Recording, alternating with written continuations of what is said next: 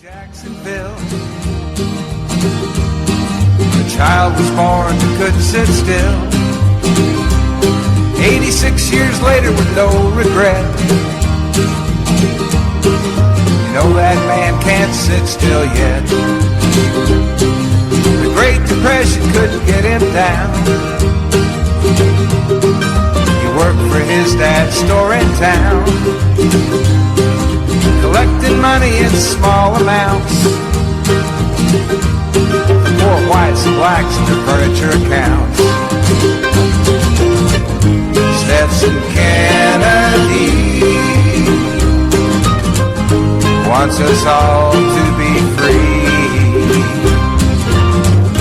Stetson Kennedy wants us all to be free.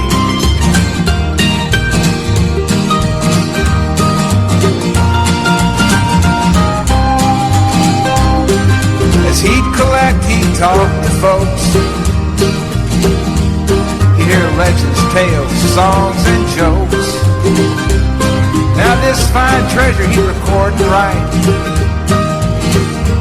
He was colorblind, didn't see black and white. Writer's project for the WPA. Zora Neale Hurston, he earned his pay. Crackers and blacks, they talk for hours. It was a barefoot history, this land of flowers.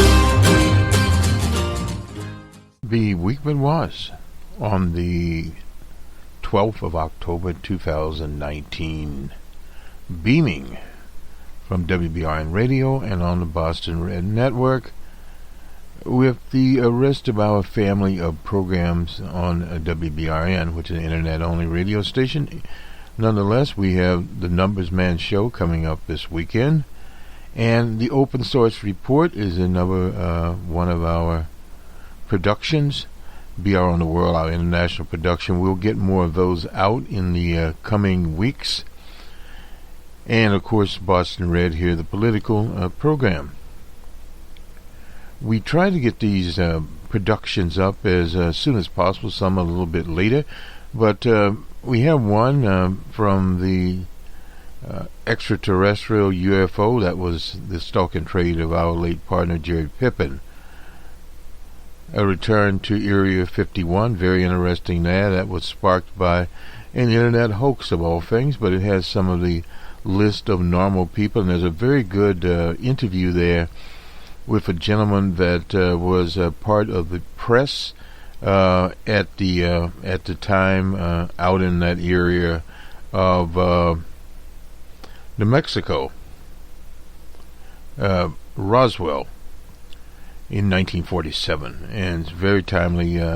Invite you to check that one out. And more of an update, the work of the environmental activist Greta Thunberg, and her visit to the Aboriginal Native American reservation of Pine Ridge, and also Standing Rock in the Dakotas, both north and south. That's some of that coverage. We fell back upon the paper in Bismarck, the newspaper in Rapid City, South Dakota, and also a recording of hers, of her visit, courtesy of the local lore project. I don't have their name up. Lakota lore project. They made it, and it's very interesting. She is there, and another young Aboriginal lady is also speaking in that particular production. Nonetheless, on Friday Jobber, we spent some time with the people from the University of Virginia. That's at Charlottesville. And of course, we always pay homage to Heather Heyer, who was killed by white supremacists in Charlottesville. Nonetheless, the crystal ball, that is a product of Dr. Larry Sabato in the Political Science Department, and a very timely article there on Louisiana. The jungle primary there, that primary was created by none other than their former governor, Edward Edwards. Later today, there will be the primary in Louisiana. And the present governor, John Bell Edwards, no relation to Edward Edwards, but Edward Edwards created the jungle primary. That is the same type of primary that California now uses. It pits various political parties, doesn't matter, and everyone runs on the same primary day. And if none of the candidates get 50%, plus 51% of the vote, they have a runoff, and the runoff is in November next month. Now, the strategy of the Republicans is to force Governor Edwards into a runoff. They have two candidates running there. DJ Trump appeared there after he was in the Midwest. He was there last night, stumping for the two Republican candidates. He didn't endorse one over the other, just either one, because what they want to do is put two together to make a force, so to speak, in this particular case. Now, Louisiana has had a history in late years of being Republican there in the State House. And the crystal ball, if you want to journey over there to Sabato's crystal ball, it talks about the various makeup of people in Louisiana. For a Democrat to lose in Louisiana, they have to get at least 32, I'd say more like about 32% of the European vote. And they need about the same percentage of the African American vote. African Americans make up 1/3 of the voters in the state of Louisiana. And it's a regional situation, less now because of nationalization of politics. And Louisiana has had several. The last election, a former senator, disgraced, named Vitte, was running for governor. And of course, his problem was his problem. And John Bell Edwards walked into the governor's seat there. His claim to fame was he was a West Pointer, and he has been able to solve the problems, the financial problems in Louisiana, left there by somebody named Bobby Gentle. Gentle had been reelected several times in Louisiana and ran for president and went nowhere. We don't know whatever happened to him. But basically speaking, John Bell Edwards is a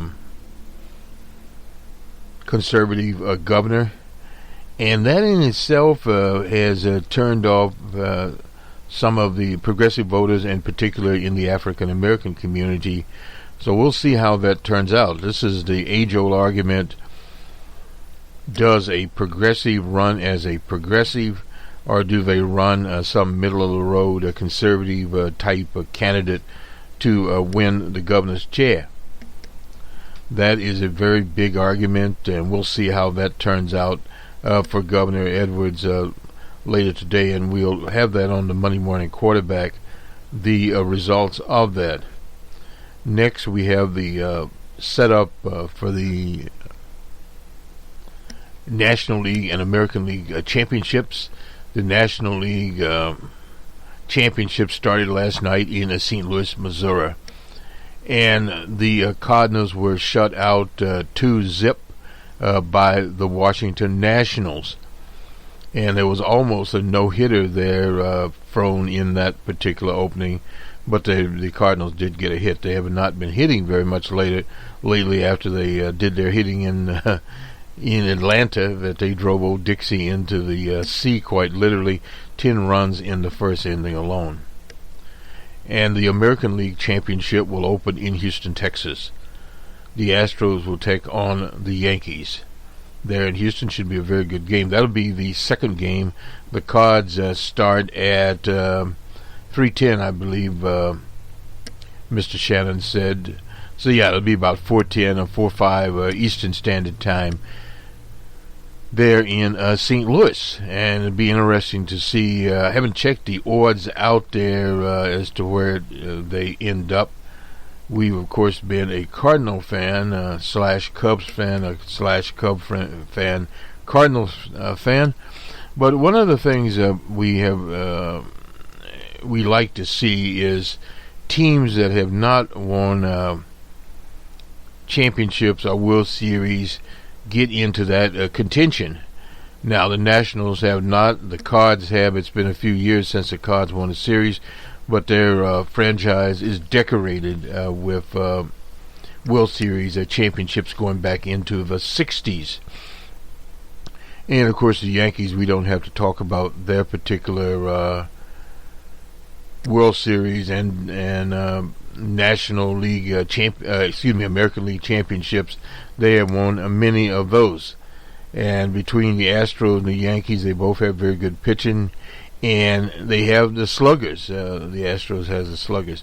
Now, the Nationals, very interesting there. The Nationals are an interesting team in that they do have sluggers. They have some pitches. Their middle pitches are not as great. And they have Mr. Doolittle, a quality closer. The Cardinals, they have sluggers, no doubt about that. Goldsmith there. And various others, the catcher, Mr. Molina, and several others, and they have some pitchers there. The knuckleballer Wakefield will pitch today. That is for the Cardinals. There, and I'm not certain who is going for the Nationals today. We'll have to check that out.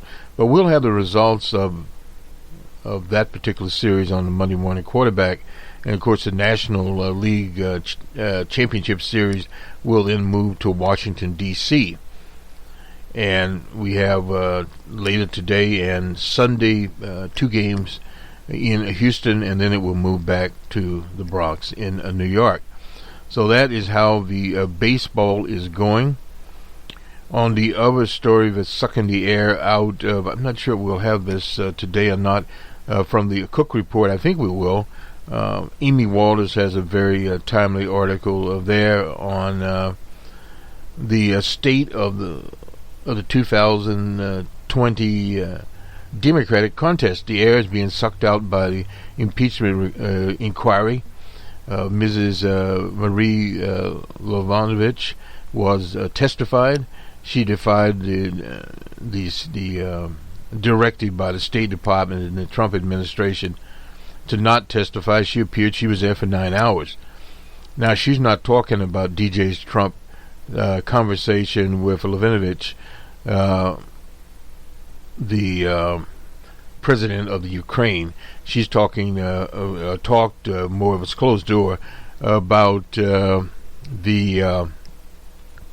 various machinations in the Ukraine and why she was removed at the behest of DJ Trump and his administration. Now, this Rudy Giuliani was involved in that, and this week also 2 associates of Giuliani were arrested as they were fleeing back, I think, to the Ukraine. I need to check that out. On one-way tickets. They are residents of Florida.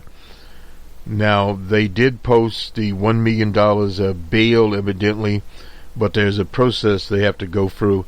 They have to be home monitored and some more things, passports taken, and those administrative chores have to be done before they get out of the lockup. There in New York. This is a federal attorney in New York that has that case, and evidently Giuliani is under scrutiny himself, and DJ Trump doesn't even know if he's his lawyer again, so I guess he's throwing old Rudy under the bus, and the bus limps off. So this is where that inquiry is, and next week the hotel magnate out of Portland, Oregon, Sonnerman will testify. He was told not to testify. Now, he's the ambassador to the EU. He will testify. On other things, a fellow was asking me about DJ Trump and how he expects to stay off a downturn. Well, the negotiations with the People's Republic of China, DJ Trump announced with the vice premier being there that they have worked out more or less an agreement, the first phase of an agreement between the U.S. and China.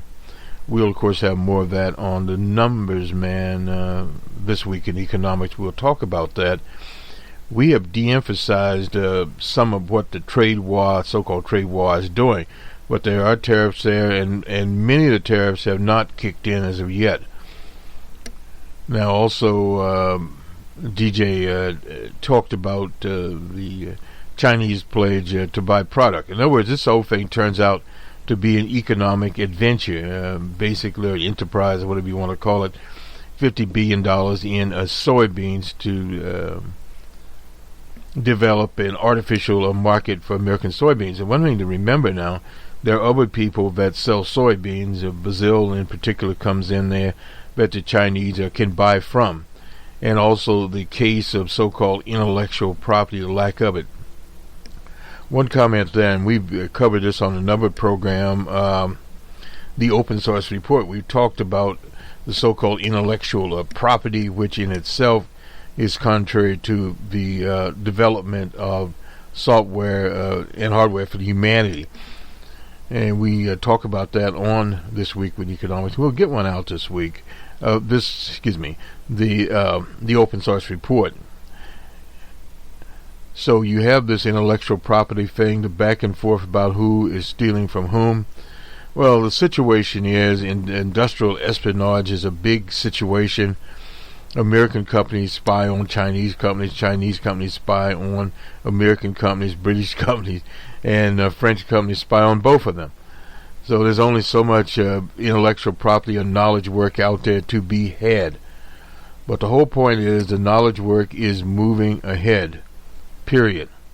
We see that with Huawei and the sanctions there.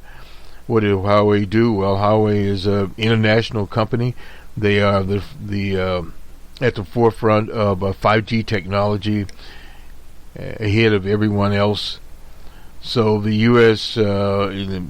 boycott, embargo there, and trying to convince other countries not to buy their products. Obviously, if the Chinese are on the ball, they will address this matter. Very, very grave matter there. But at the same time, you see more countries, the international community, developing their own hardware. The answer, obviously, is to get open source hardware. Didn't want to get off on that one. We have Uncle Carl Rove here on the impeachment inquiry, and we'll make some comments as we read from Uncle Carl. He's writing in the Wall Street Journal on the 10th of October, as he usually does. And the topic of his little diatribe here is the right way to impeach a president. Well, there is no right way, basically. The House Democrats' impeachment inquiry is on serious, yes. It is a solemn moment whenever the House considers a resolution calling for a president's removal from office. But the frivolous manner in which Democrats are proceeding shows that they believe that, given what we know now, that they can't create a bipartisan consensus for removing of Trump. Now, understand, in a polarized political situation as what the U.S. faces in a transitional period, the bipartisanship there is not there as long as the Republicans do not cooperate. Polling savants and communication gurus must be feeling Nancy Pelosi and her team's key phrases. She announced the inquiry by castigating Trump for betrayal of his oath of office, betrayal of our national security, betrayal of the integrity of our elections. Senator Hakeem Jeffries, he's from New York, he's chair of the House Democratic Caucus, echoed her. The president has betrayed his oath of office. Intelligence Chair Adam Schiff accused Trump of a cover-up, and Mr. Jeffries repeated the phrase, a continual cover-up could prove potential grounds of obstruction of Congress charge. Well, that has already happened. It must be treasonous to read off a consultant's cheat sheet. It's one thing to criticize an American president for urging Ukrainian president to investigate a former vice president. It's another to identify a crime that justifies impeachment. That's from Representative Anthony Delgado He's from upstate New York, in a district that voted for Trump in 2016, and was asked at a town meeting last week what law of the president has broken. He replied, the statute makes it pretty clear that this is a crime to solicit anything of value. Now, that's on the election laws from a foreign national when seeking office. Actually, the Justice Department has already pinned that Trump's conversation with the Ukrainian president did not violate the law in question, which states it shall be unlawful for a foreign national directly, indirectly, to make a contribution, a donation of money or other thing of value in connection with a federal, state, or local election. The department's position likely will be challenged in court. That is, the information is a not quantifiable thing of value. Well, it is a thing of value because you have to value an election, and elections, by their intrinsic nature, are valuable because of the maximum in politics or in political science. It's the art of who gets what, period. So you have the old basic model of various interest groups out there, in this particular case business. And business can make millions of dollars and have made millions of dollars excuse me, off of the administration of DJ Trump. Let us go on here. A thought experiment. Hillary Clinton wins the presidency in 2016 after a campaign spread stories that Trump once engaged in scandalous shenanigans during business trips to Moscow. After she takes office, it comes out that the campaign got dirt from Russian nationals, former spies based in Moscow. Would Mr. Delgado or any other congressional Democrat now be calling for Clinton's impeachment, declaring she betrayed her country? Well, obviously he knows the answer to that. Uncle Carl, if asking a foreign leader to act in a way that benefits a candidate violates the law, what about President Obama's hot mic comments in March of 2012 to Russian then President Dmitry Medvedev?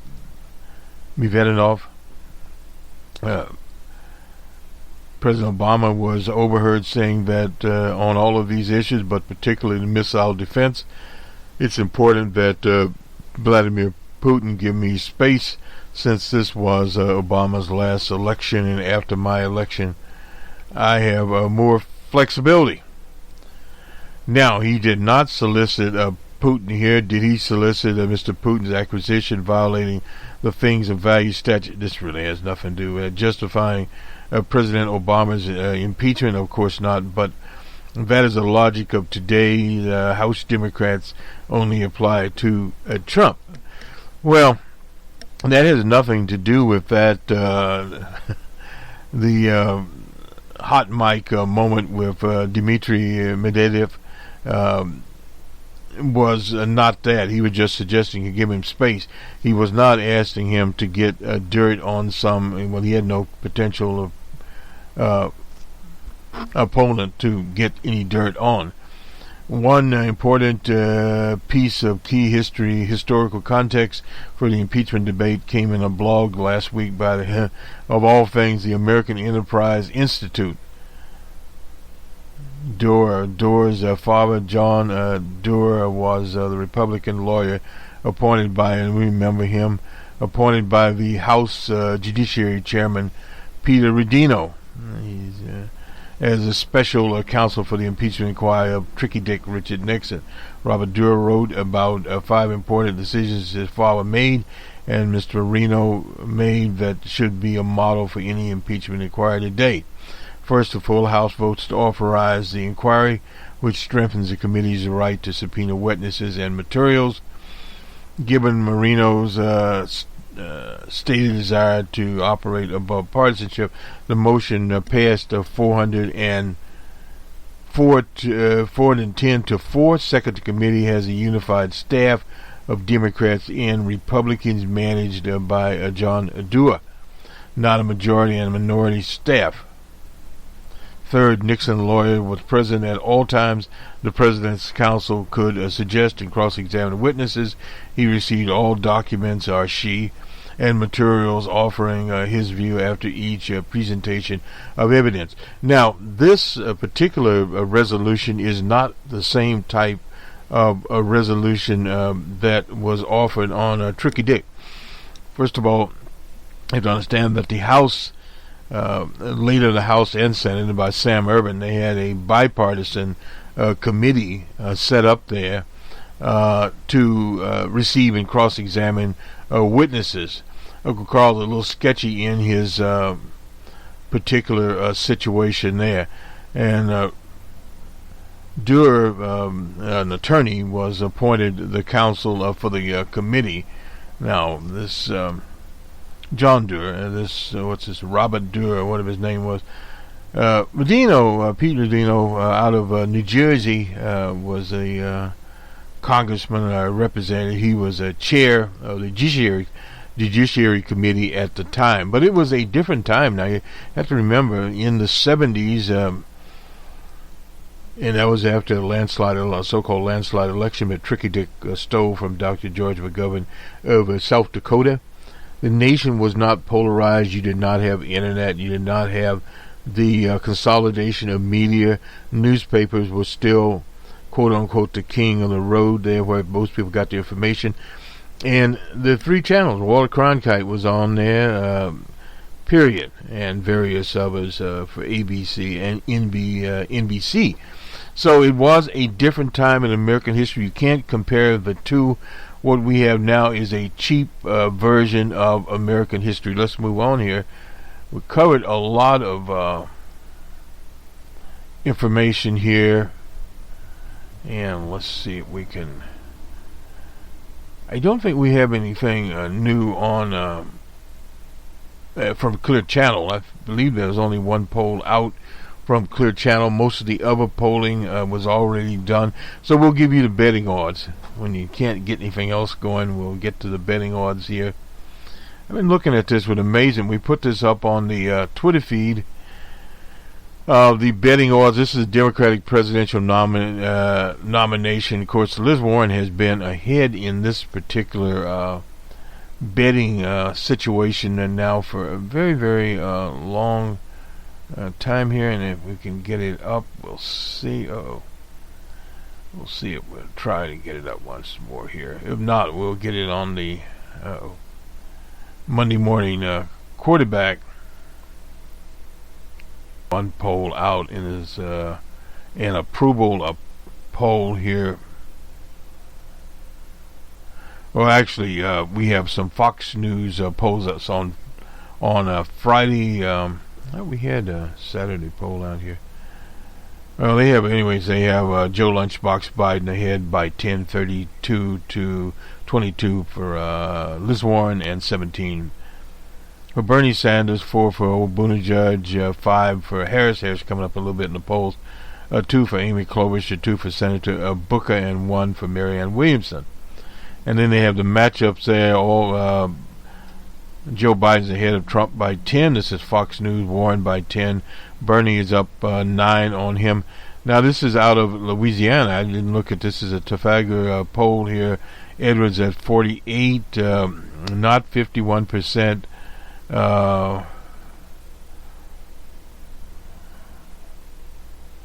Respini at 25, and Abraham at 23. And you can see immediately the strategy there. He's up by 23.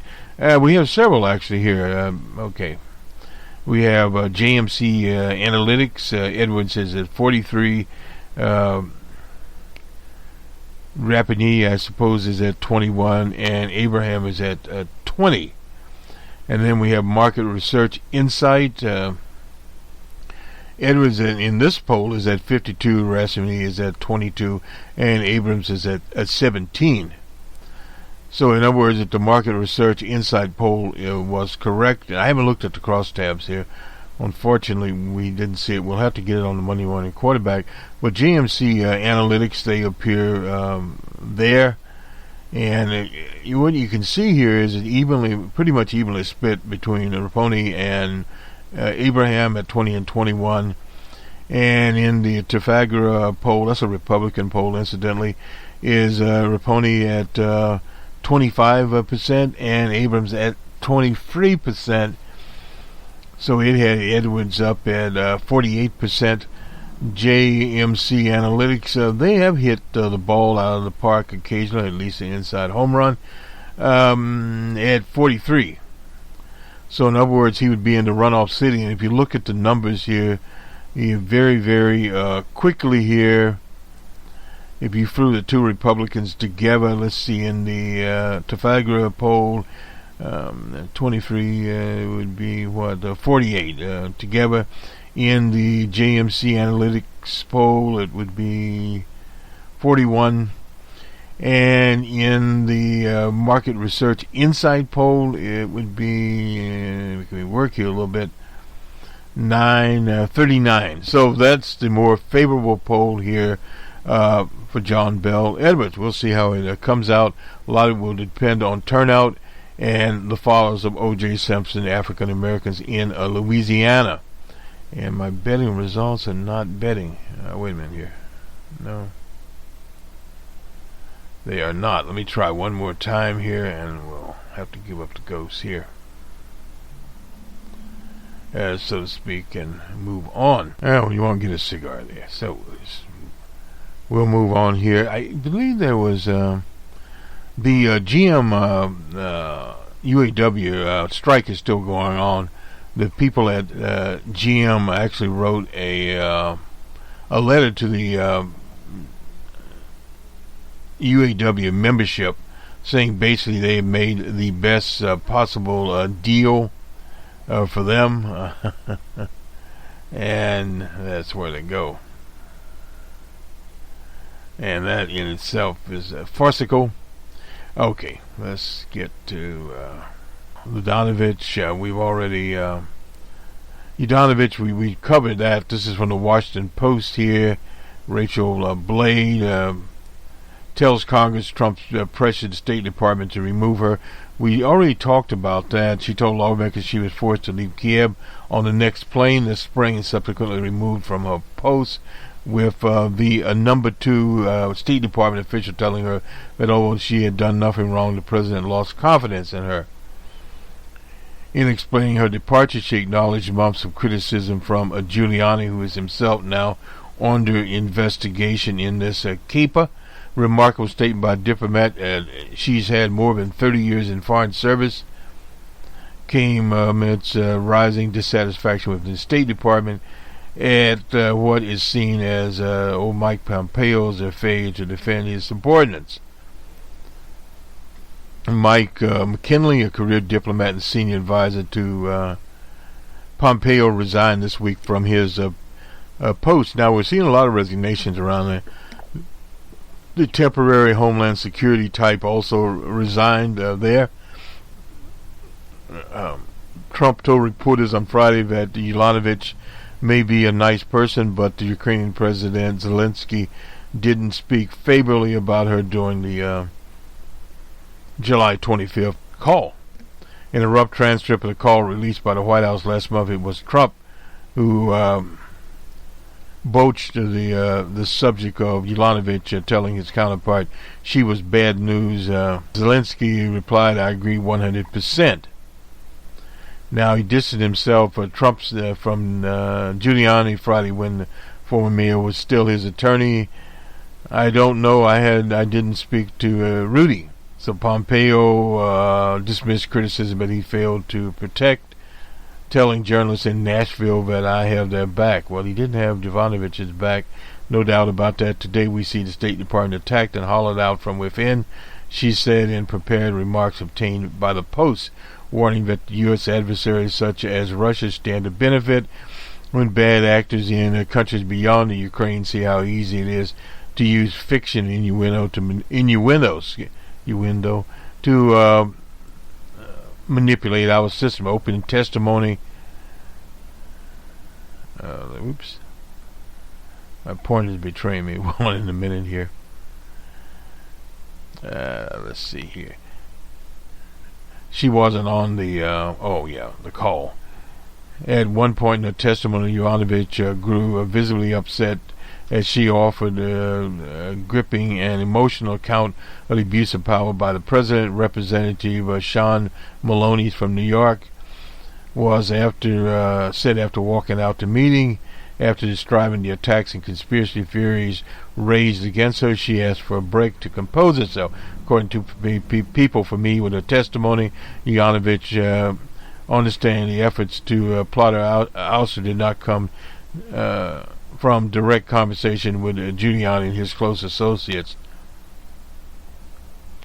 Yovanovitch did not supply the panel with any documents. Two people familiar said, unlike former Special Envoy Kurt Volker, who during his testimony last week supplied the panel with copies of text messages. Several lawmakers stressed that Yovanovitch's testimony was significant because of her attendance under a subpoena, but in defiance of the State Department. Adam Schiff praised her for being a champion of the rule of law. Yovanovitch is one of several current and former diplomats with whom the House Foreign Intelligence, Foreign Affairs, and Oversight Committees identified as witnesses. And another witness is coming here, Fronter Hill, former senior director for Europe at the National Security Council. Greg Kent, a senior State Department official for Ukraine and related matters, and Gordon Summerlin. He's the guy with the EU, European Union, and he's the guy who's going to defy it and testify anyway. And the only thing old Jim Jordan could say is, for goodness sakes, we've got almost 20 hours of testimony from two ambassadors, and the American people didn't know what happened in those closed-door sessions other than what the majority had cherry-picked. Well, it's up to him. He can bring it out here. So the subpoenas are flying all over the place in this committee. Some people are stay tuning for it. Now, these two characters were arrested, born in the Soviet Union, associates of Giovanni, Igor Thurman. One, the men were working for Ukraine officials to remove Yovanovitch from office. And she's there, but she's been in the State Department for 30 years, so she is sound in those cases. Subpoenas have been issued to the White House. His business associates, several cabinet levels, including Pompeo, Rick Perry, I guess he'll come without the Rock, Defense Secretary Esper, and the acting director of the Russell Vogue. He's of management and budget. So there's been two recorded here, Yovanovitch, etc. And Karen DeYoung worked on this. Mike DeVos, some of the usual suspects in these types of affairs. I think we'll save the piece on Liz Warren for the Monday morning quarterback. They're talking about some of Warren, at least she got in here, comments she made about same-sex marriage. I guess we can throw it on here. 90 Minutes Forum. This is on LGBTQ issues. In Los Angeles, a gay rights leader posed a question to Senator Warren. How would she respond if a voter approached her and said, "I'm old-fashioned and my faith teaches me that marriage is between one man and one woman"? She responded with a theatrical seriousness, "Well, I'm going to assure it's a guy who said that she deadpanned, pausing and a beat for the audience to catch the joke." Then she added, "I'm going to say, then just marry one woman. I'm cool with that." Assuming you can find one. That's kind of cold-blooded. Anyway, some people make comments about that as elitist. I don't see anything elitist about that. Smith, veteran Fox News anchor, I never heard of him. and frequent Trump target, abruptly resigned from the Fox network. One of the leading anchors, a frequent target of Trump, Smith, Fox News' chief news anchor and host of its afternoon program, separate Smith reporting, said the decision to leave was his own, but gave no further reason for that. He signed off with a brief statement, surprising his colleagues. Fox News said Friday, and would be his last day. Smith had been at Fox. I didn't know he'd been there since its founding in 1996, and is one of its signature figures. He was among the first people hired by the then co-founder Roger Ailes. His recent tenure, however, has been marked by conflict and criticism, not just from Trump, but within the network staff. The internal tensions at Fox appear to have contributed to his resignation, according to multiple people close to Smith, who spoke to the Washington Post. Smith was also in the middle of a long-term contract, making his resignation and Fox's agreement to release him highly unusual. So evidently he had a following there. Early this month he engaged in an extraordinary war of words with Tucker Carlson, one of the more popular opinion hosts. Smith called Carlson repugnant for not defending Fox News analyst Andrew Napolitano when a guest on Carlson's program. That's come up before. Called Napolitano a fool for criticizing Trump's efforts to gain damaging information on Joe Biden. Unlike maybe some daytime hosts, I am not very partisan. Former Fox News staffer who has been in touch with Smith said that the spat with Carlson was the last straw, and that Smith had grown frustrated in recent months by repeated attacks on the news division by opinion hosts. That can't happen, Fox News declined to comment. Farewell address, Smith said, recently I asked the company to allow me to leave Fox News and begin a new chapter. After requesting that I stay, they graciously obligated. The opportunities afforded this guy from small town Mississippi has been many. It has been an honor and a privilege to report the news each day. Smith has often incurred the wrath of some loyal Fox viewers with his skeptical reporting and commentary on the president. Trump has given frequent interviews to the most loyal people there, but never said for one with Smith. Smith's criticism dates to the beginning of Trump's presidency, after the presidential news conference in early 2017, for example. He called some of Trump's response absolutely crazy. CNN reportedly was not fake news, Smith said. At the time, its journalists following the same standards to which other news organizations, including Fox News, adhere. Let's see. In most recent, he urged Fox News viewers to read Special Counsel Mueller's report on his investigation into Russian meddling, strongly suggesting that it didn't exonerate the president.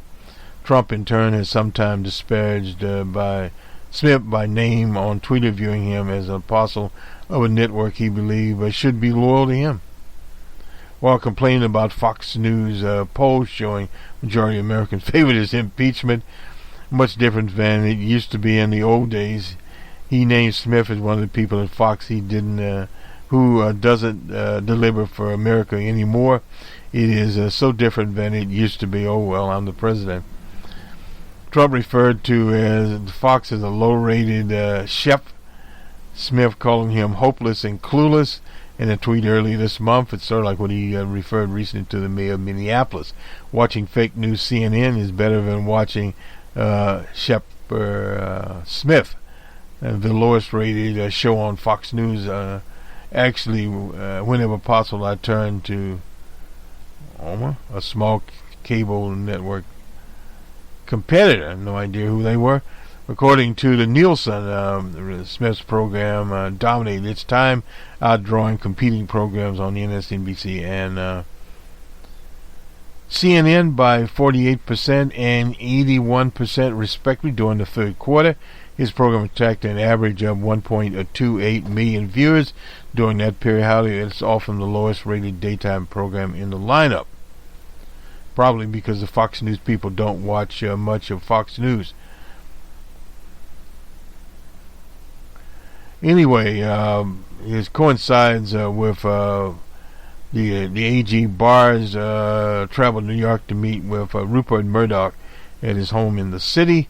Neither side would explain the reason. I suppose they pushed old Smith out. Asked reporters for his reaction to Smith's resignation, Trump responded with a remark that simply, is he leaving? He said, oh, that's a shame. He's leaving because of terrible ratings.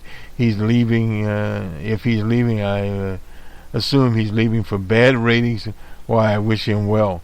Smith is 55 years old, said he had struck an agreement with Fox News in which I wouldn't be reporting anywhere else in the near future, in apparent reference to a non-compete agreement that keeps departing news personalities from joining competitors. He did not announce any plans, and he even has a personal spokesman said the decision to leave Fox with Sheps and his alone. According to people familiar with his thinking, Smith had grown uncomfortable with the increasing Trump-friendly tone of the network, and his departure was attributed to an accumulation of that unease combined with increasing public insults and digs from outspoken opinion hosts. Smith was one of the most respected figures inside the Fox newsroom, and some of the workers said his resignation is a blow to the morale. No doubt about that. And to finish this up, his announcement was clearly a surprise to newsroom colleagues and to Neil, who hosts the show following Smith's reacted with a single word when Smith through the broadcast to him. Wow. Anyway, that's the story of Mr. Smith. It wasn't Mr. Smith going to Washington there. Let me just running a little overtime here. I want to get to we've already talked about him not being Rudy Giuliani didn't know if he was a lawyer or not. And let me go now to Louisiana. We covered Louisiana, but let's see, go to the Times-Picayune Advocate. The Advocate now owns the Times-Picayune. Hopefully we can get this up here. This is basically on the election there in Louisiana. We attempt to go to local sources when we can. Interesting, the big headline here was a damn football game. Oh well. Anyway, let's see. This is the Advocate. The Advocate now in Baton Rouge, and I think it's basically the same thing. After months of campaigning, voters will choose the next governor, state legislature, and hundreds of other offices. This is the Advocate here in Baton Rouge. Three major candidates for governor: John Bell Edwards, businessman Eddie Raponi, and Ralph Abraham hopscotched around Louisiana Friday, making last-minute appeals.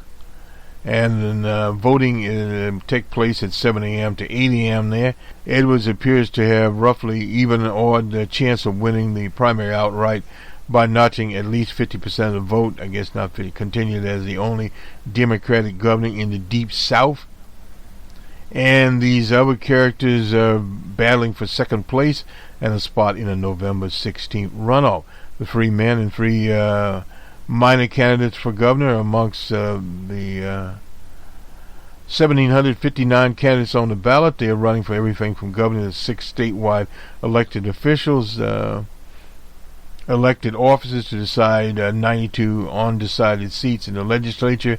The other 52 were decided when only a single candidate came out there. They include the Board of Elementary and Secondary Education, hosts of municipal and parochial contests, such as the mayor of Ridgecrest in rural Concordia province. That population is 694. Voters throughout the state will also pass or reject 4 constitutional amendments. Hadn't heard about those. Each ones have a limited impact if approved. Voters in East Baton Rouge Parish will decide whether to create a new city that would be called St. George. It would be the fifth municipality within East Baton Rouge Parish. The second largest with about 86,000 residents.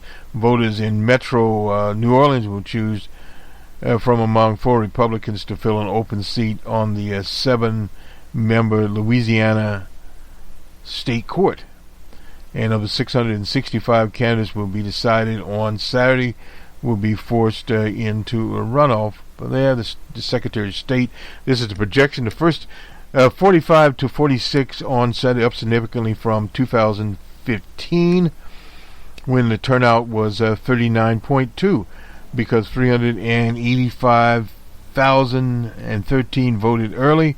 That was a 45% turnout, would mean that 948,800 people voting in person on Saturday, or 71.2 of the total turnout. That is from turnout. That is from Taylor By, a spokesman for the Secretary of State's office.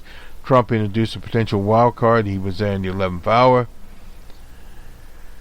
and crying about Democrats being unfairly. To him, the Democratic formula for victory is a statewide race in Louisiana. Typically calls for a candidate to win 33% of the European vote and at least 90% of the African American vote, and for African American voters to account for at least, I think we talked about that before, our figure would be more about 32 or 33% of the total turnout, and that would mean 93%. A poster here, Kennedy, Vernell Kennedy, who's Florida-based marketing insight firm, has been surveying Louisiana voters for more than 40 years, had welcomed news for the governor. Now, this is the poll we talked about here, tracking 600 voters over the previous 3 nights. Kennedy found that Edwards had 52% after redistributing the undecided African-American vote to assume that 90%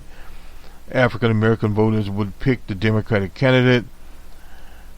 Ruppany had 22% overall vote. Abraham only 17%, the remaining 8% of all of whom were undecided. That's a fairly large of Europeans.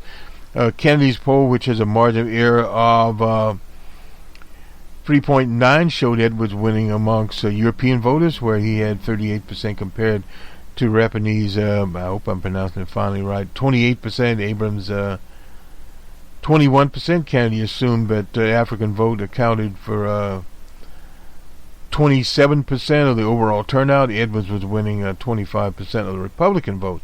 If Edwards falls short of 50, it would be because of Kennedy's poll undersampled rural European areas, under counted voters for the 3 minor gubernatorial parties. Now, those minor parties did come up. They roughly received 3 to 4 of an overestimate of the African turnout, are an overestimate of it. The primary ends a gubernatorial primary in which polling numbers have remained surprisingly stable for Edwards, hovering around 50%. Abrams, a doctor and third-term congressman from northeast Louisiana, led Rappanee until Rappanee launched a tough attack ad 3 weeks ago and questioned how conservative Abraham was. Rappanee's attack prompted howls of protest from Republican political establishment, and have several prominent Republicans to endorse Abraham. But by self-funding his campaign with more $11 million, Rappanee has spent about 5 times as much as Abrams there. Throughout the campaign, Edwards has emphasized how he worked with the Republican-controlled legislature to turn the state's budget deficit into a surplus. Usually would be very important there. And independents reduced the sentence for nonviolent offenders. Edwards also appeals to conservatives by noting his background as a West Point graduate who served as an Army captain in the Army, comfortable with guns, and signed a strict anti-abortion law. He taunted his this year's teachers' pay raise and more aid for early childhood education and the state's public colleges and universities. He has appealed to liberals by noting that he expanded Medicaid to 450,000. The working poor decision that neither Abraham nor Rapini have said he would repeal. Abraham follows an orthodox Republican approach of pledging to cut taxes. Cut taxes, eliminate waste and fraud. The tax cut, he said, would more than pay for itself by unleashing a wave of business investments. They always talk about this, but it doesn't happen. Abraham has also promised to upgrade roads and bridges. The state has $14 trillion infrastructure backlog. In a stop on Friday before 25 supporters, Rapini hit the high notes of his campaign's talking points, emphasizing his background as a business owner. I can do for Louisiana what I've done, what the president's done for the country, a business, oh boy. Anyway, medium buys an Ohio firm that tracks media spending. It's a very good article, incidentally. The three candidates and outside groups, including Pro-Edwards Gumbo PAC and the Anti-Edwards Republican Governors Association and Truth in Politics, has spent about $30 million on this race.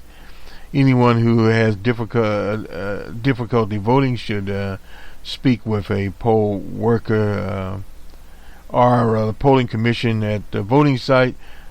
And if you want assistance, call this number 225-922-2880. Again, 225-922-2880. And that is it. This is Will Sentinel of the Capital News Bureau, contributed to the article. And this is by the Advocate, the new owners of the New Orleans Picayune. Here, and just make sure that I think I did get who actually did this article. Well, Tyler Bridges, the staff that's published on the 11th and updated on the 11th of October. So away we go. Here shows some workers getting some polling signs, I should say, ready at the ready. Anyway, this will do it for us. Sorry about that, Amy Walter. We'll get you on the Monday morning quarterback on Monday morning. And we'll finally get Charlie Cook. Charlie Cook's a native of Shreveport, Louisiana. We'll get him in the mix. Have a good weekend, everyone. And we will see you on the Monday morning quarterback. This is Boston Red in the Jerry Pippin broadcast booth. Signing off as Paul Harvey would do it. Good day.